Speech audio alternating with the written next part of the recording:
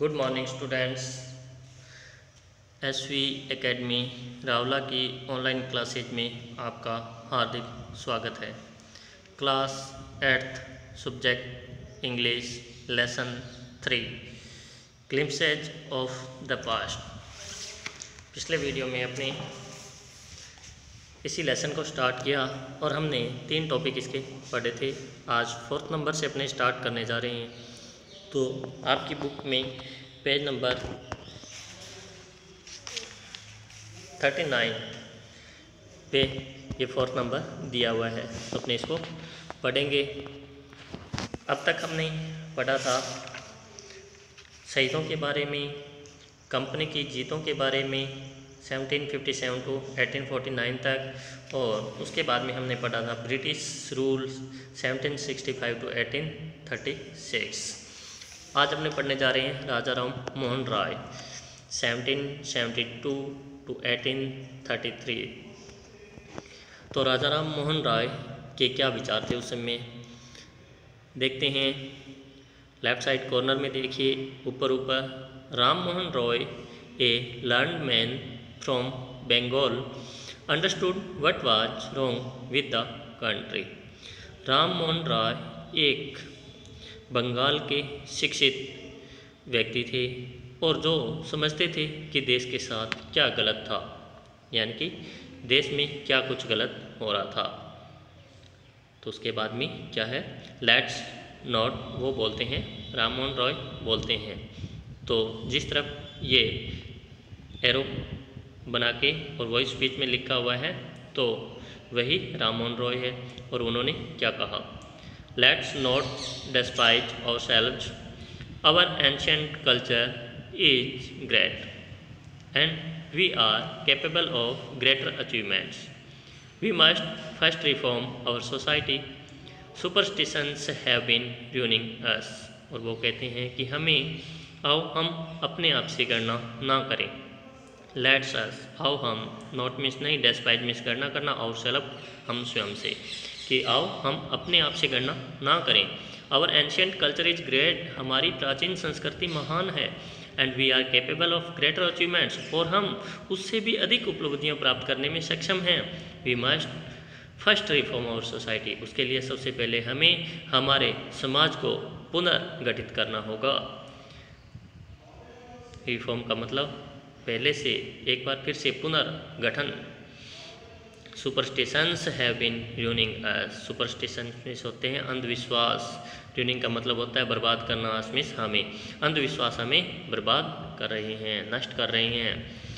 यानी कि तो राम मोहन रॉय ने उस समय बोला कि आओ हम स्वयं से गणना ना करें, हमारी प्राचीन संस्कृति है वो बहुत महान है, उसके बारे में भला बुरा ना कहें, हम उससे भी अधिक उपलब्धियां प्राप्त करने में सक्षम हैं। इसके लिए सबसे पहले हमें हमारे समाज को पुनर्गठित करना होगा। एक बार फिर से इनको वापस उस अपनी प्राचीन संस्कृति के अच्छे कार्यों के बारे में बताना होगा, उन्हें फिर से वैसा करने के लिए मोटिवेट करना होगा। और उन्होंने कहा कि अंधविश्वास है वो हमें बर्बाद कर रहा है।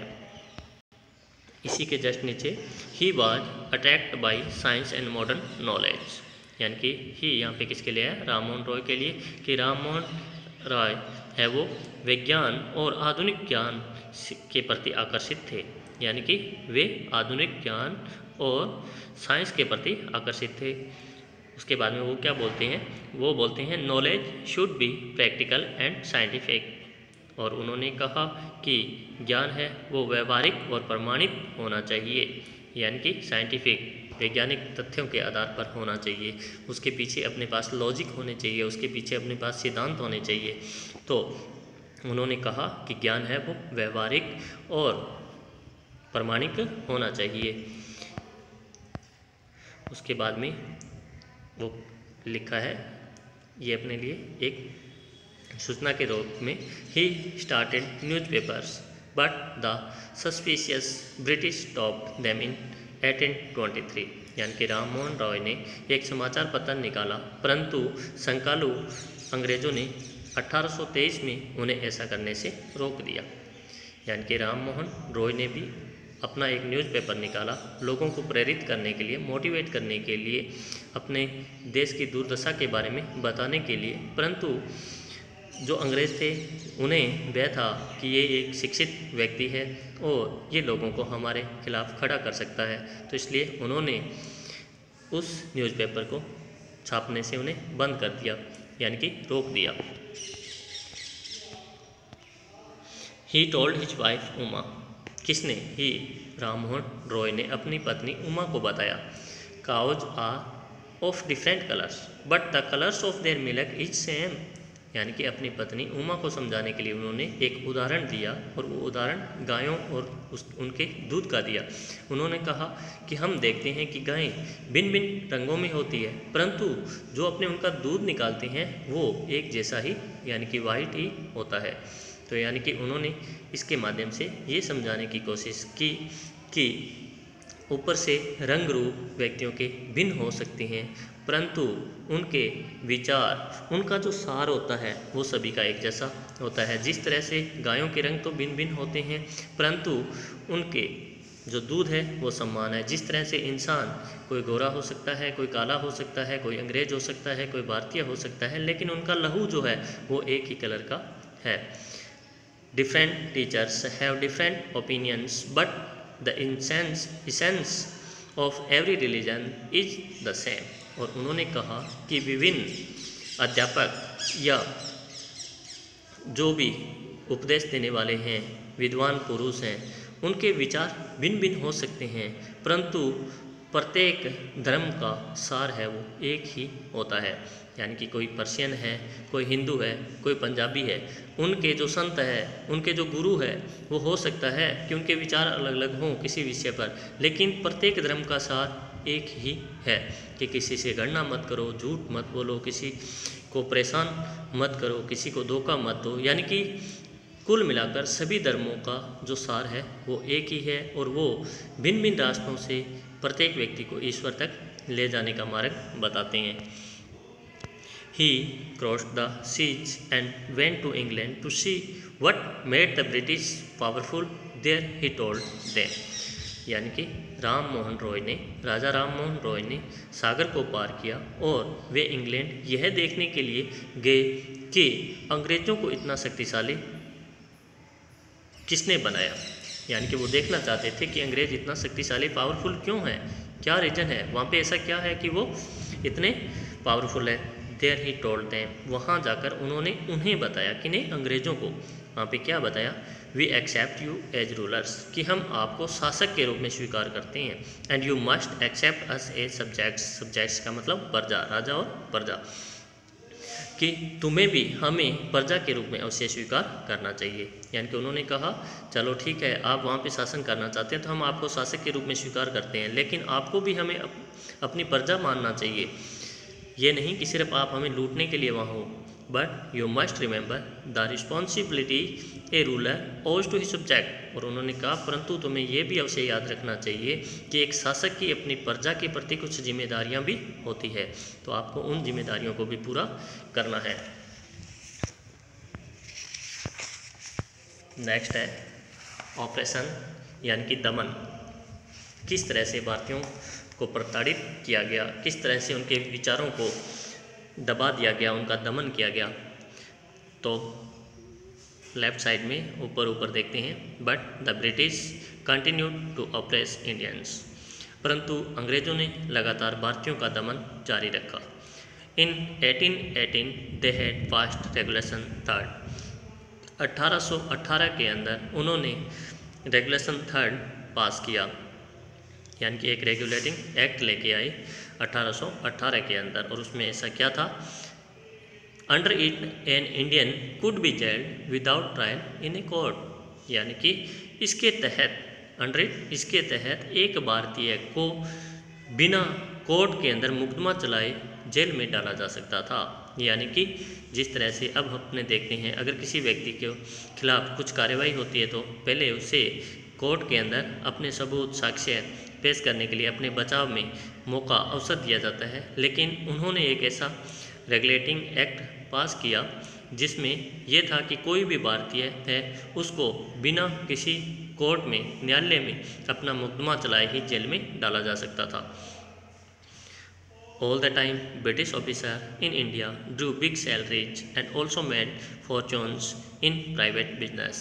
और उसके बाद में हमें ये बताया गया है कि हर समय अंग्रेज़ों के जो भी अधिकारी थे जो भारत में थे, वे एक बहुत बड़ी तनख्वाह, पगार, वेतन लेते थे और साथ ही साथ वे निजी व्यापारों के अंदर भी अपने भाग्य को आजमाते थे, यानी कि उसमें भी अच्छा लाभ कमाते थे। जैसा कि पिक्चर सेकंड में राइट साइड में इसमें दिखाया गया है कि हर समय अंग्रेज अधिकारी है वो भारत में बहुत बड़ी सैलरी यानी कि वेतन या पगार लेते थे और साथ ही साथ उस वेतन से ही नहीं संतुष्ट होते थे, वे अपने निजी व्यवसायों में भी भाग्य को आजमाते थे। By 1829 Britain was exporting British goods worth 7 crore rupees to India. और ये हमें एक फैक्ट के रूप में बताया गया है कि 1829 तक ब्रिटेन है वो भारत के अंदर ब्रिटेन में बनी हुई 7 करोड़ रुपए की वस्तुओं का निर्यात करता था, यानी कि जो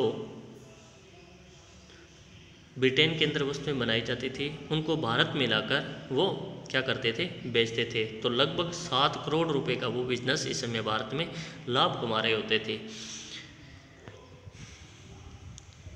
द ब्रिटिश, इसी में राइट साइड में नीचे नीचे लिखा है, the British prospered on the company's loot while Indian industries began to die. कि अंग्रेज हैं वो कंपनी की लूट से संपन्न या समृद्ध बनते जा रहे थे, जबकि भारतीय उद्योग है वो मरने के कगार पे थे, यानी कि बंद होने के कगार पर थे। अब इसका क्या रीज़न हो सकता है? जैसा कि हमने पीछे पढ़ा था कि उन्होंने एक रूल पास किया था एक, कि जो वस्तुएं इंग्लैंड में बनी होगी अगर वो भारत में आती है तो उन पर आयात कर है वो नहीं लगेगा। अब मतलब सीधा सा है कि अगर वहाँ पे जो बनी हुई वस्तुएं हैं वो भारत में आके बेची जाती है, उन पे आयात कर नहीं लगेगा, तो इसका मतलब कि उन वस्तुओं की कीमत कम होगी और वो जब बाज़ार में बेची जाएगी तो भारत में बनी हुई उन वस्तुओं से कुछ सस्ती बिकेगी, और सस्ती बिकेगी इसका मतलब लोग उनकी तरफ अधिक आकर्षित होंगे और मुनाफा है वो उनको अधिक मिलेगा।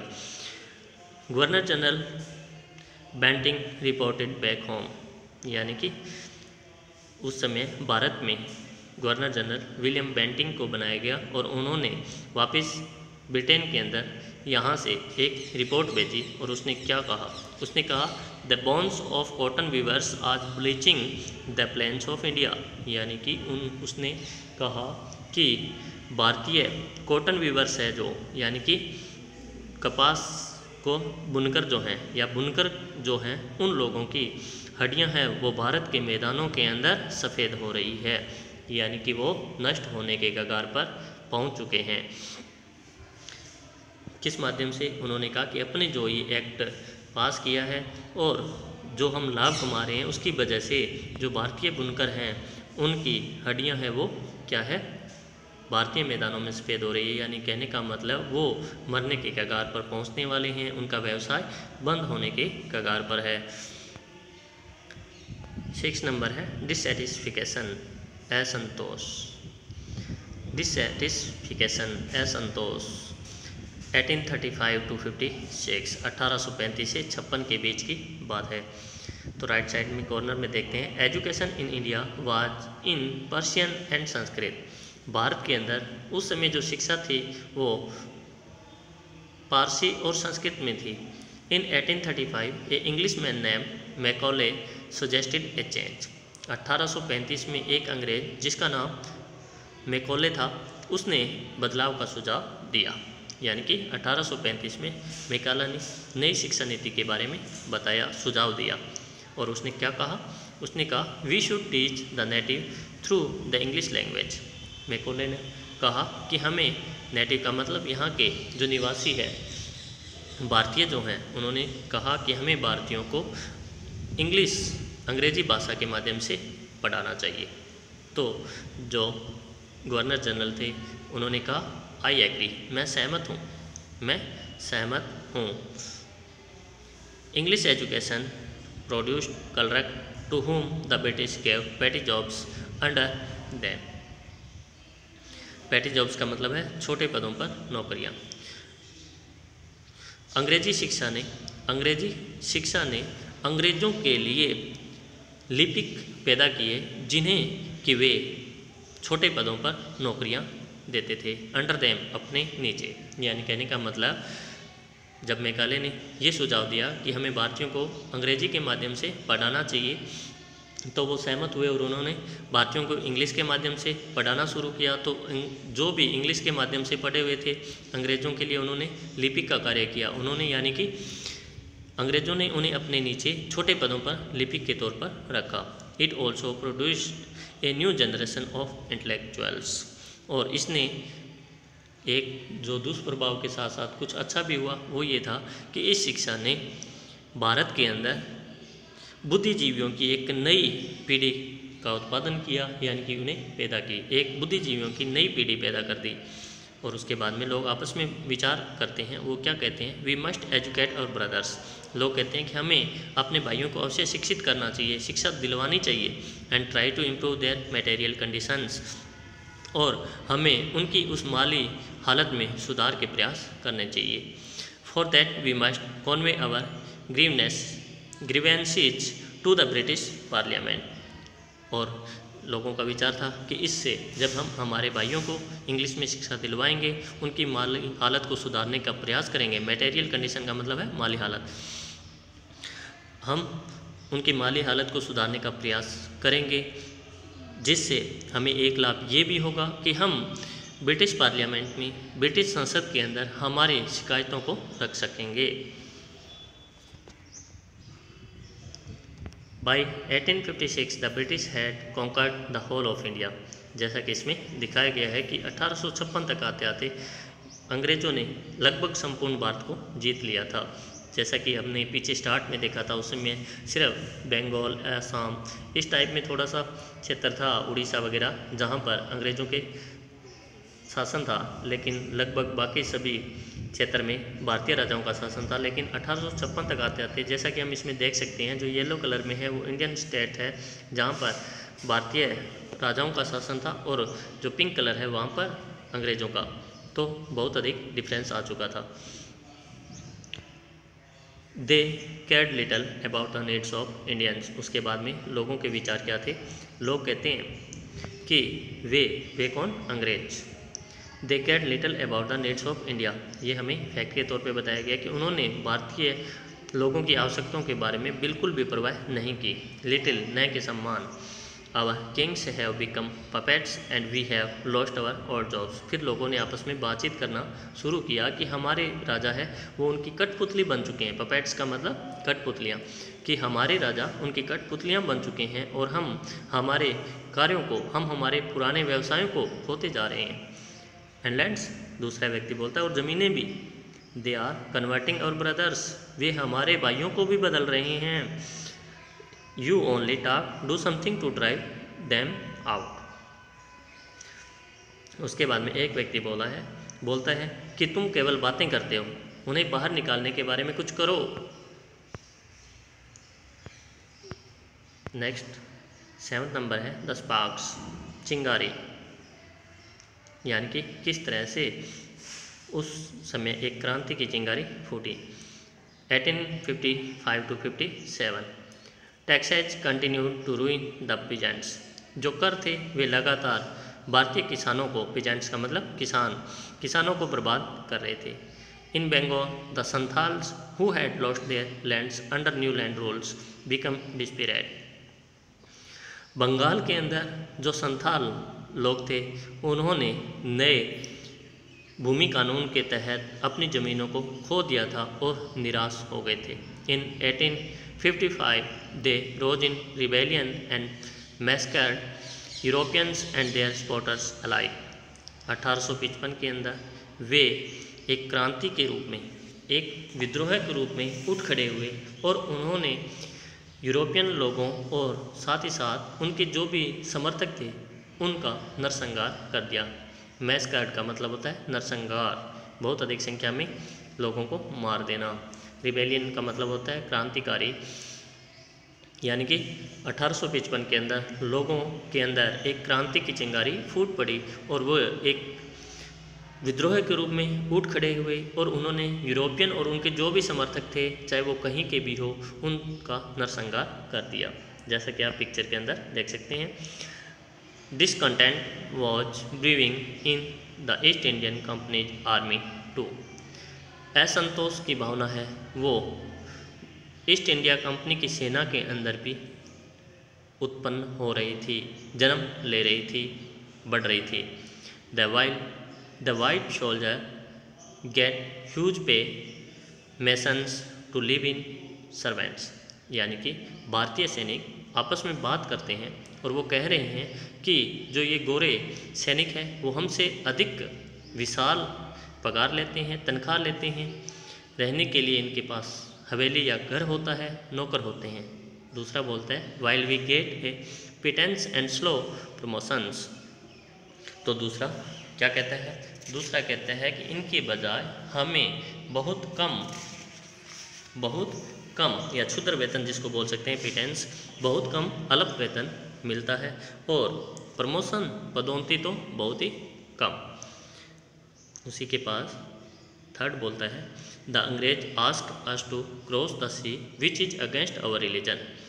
और तीसरा बोलता है कि अंग्रेज हमें समुद्र को पार करने के बारे में कहते हैं जो कि हमारे धर्म के खिलाफ है।